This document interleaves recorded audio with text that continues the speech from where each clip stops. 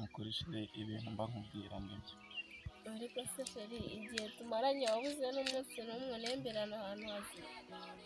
Arega sheri impamvu mba nakuzanye ahantu nk'aha ngaha ni uko haba hatuje, ese wowe ntabwo uba wumva n'akayaga kaba gahari?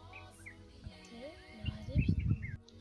Ariko se sheri nkawe wakwishimira kujya kuganira n'umukunzi wawe ahantu hari urusaku? nanone Ariko sheri mfite ikibazo. ikihe?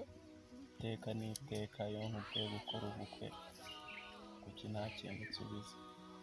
sheri reka nkubwize ukuri, ntago nabana nawe uba mu bukode, numara kubaka uzambwire tubane nta kibazo, ntago njye nshoboye kujya mbunza akarago.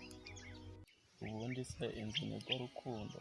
Oya ariko nawe bitekerezeho, ninde basohoye n'ingewe y'akarago ku mutwe, ibyo bintu ngiye ndumva atari byo tu, ntago nabishobora. Okay, uyu mukobwa kugira ngo mwiyegurire ngiye kumubeshya yuko iriya nzu bari kubaka ruguru yo mu rugo ari iyanjye, nibwo ndabasha gutsindira umutima we. Okay, icyo kibazo cyonyine ufite? Nicyo cyonyine. Haguruka rero njye kukwereka aho inzu yanjye. Genda rwose ubwo buzahita buba.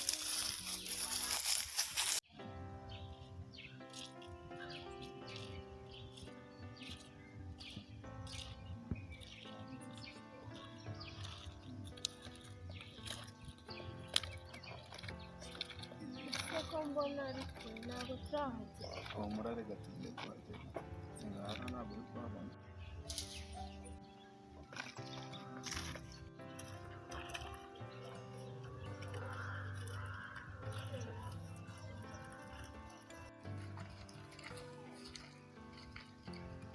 Murabona se tutahageze. Wawu, kumbe inzu yawe ni iyi.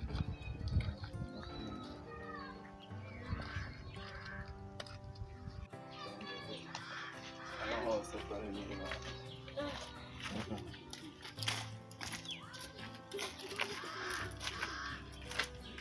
None se sheri si ubireba se? Urabona rero yuko igisigaye ari ugura ikorera amasuku. Icyo gisigaye niko mbibona.